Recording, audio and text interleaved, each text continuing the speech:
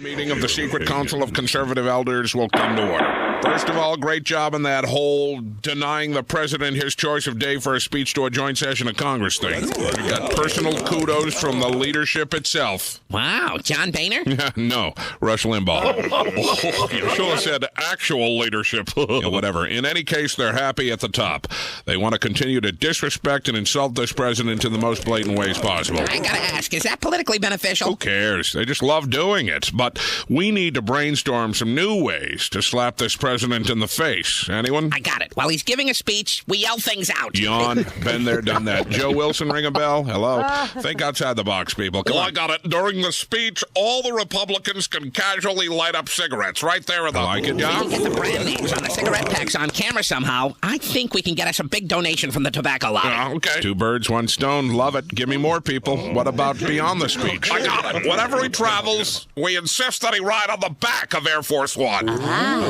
You can't be too obvious about this, okay? I know. Every time a Republican goes to the White House, when they take their coat off, they hand it to Obama. Okay. A little, you know. I think we're losing a little focus here. Let's take a break. I'm very grateful for all your hard work, folks. Today, refreshments in the back provided by John Boehner. So, you know what that means. Nobody drink more than 1 glass of the punch if you're driving. That's absolutely it was totally about race.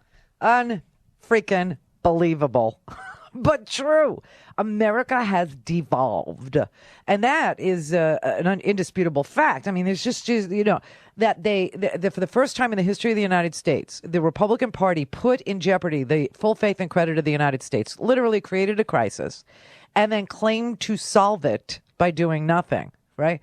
So that the president had to create a super committee in order to go around these recalcitrant Republicans who are willing to sacrifice the full faith and credit of the United States in order to make him a failure. Now, the president simply requests that, you know, they'll be in session for a whole day and a half next week before they leave for vacation again for Labor Day.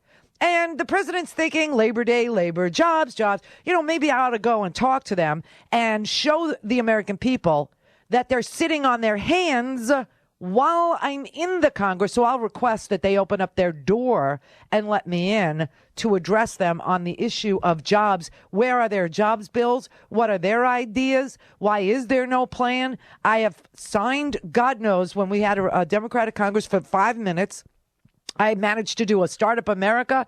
I managed to pass some Make It in America agenda items. I managed to do a small business bill. We managed to trim the payroll taxes for the American people so that they'd have more money to consume. We'd like to do that for a business that hires unemployed, long-term unemployed. We'd like to create a wounded warrior because the returning vets have a 13.3% unemployment rate. We need to talk to them about some FEMA money.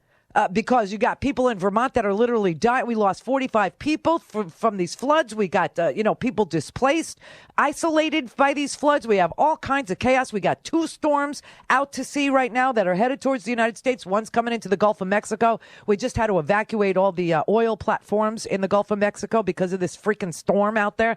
And then we got Katya, the Ukrainian bitch that's out there that we don't know where it's going to go, but she's built into a Category 3 now. We obviously need to plan better for emergency management because we know we're going to have emergencies. And why you Republicans pretend that we don't know we're going to have emergencies? We don't know we're going to have a hurricane season. We don't know we're going to have a tornado season. We don't know that we're going to have a forest fire season. We don't know that we're going to have droughts. And you don't plan for it is stupid. And I'd like to talk to them and tell them this is stupid. And find out what their ideas are, because I haven't seen one stinking jobs bill come out of this Republican Congress. In fact, I haven't seen anything good come out of this Republican Congress. So they say, well, okay, you can come at 10:30 in the morning. 11 o'clock in the morning, the president sends out his letter requesting the time. 12 o'clock or before 12 o'clock, Jay Carney holds a press briefing to alert the press that the president will be addressing Congress on September 7th. At 8 o'clock.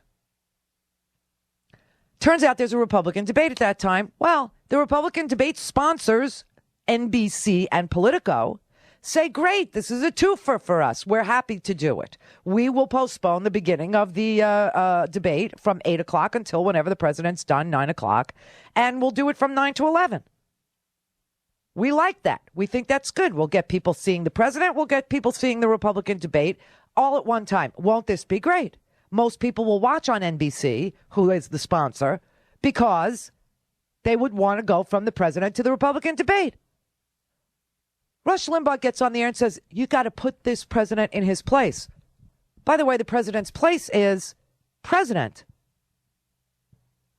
leader of the free world, commander in chief, president of the United States of America. So what is his place that Rush Limbaugh is suggesting he be put in? A place of failure, a place of weakness. The Republicans literally went out of their way yesterday to make the president look weak in front of the whole damn world because they're terrified that the stimulus really did create 3.6 million jobs and that his other plans, probably for another stimulus, will create more jobs, and they can't have it. They need you to be writhing in agony come 2012. They need you in absolute pain when you go to the polls so that you'll vote for some droid of the corporate, cosmology.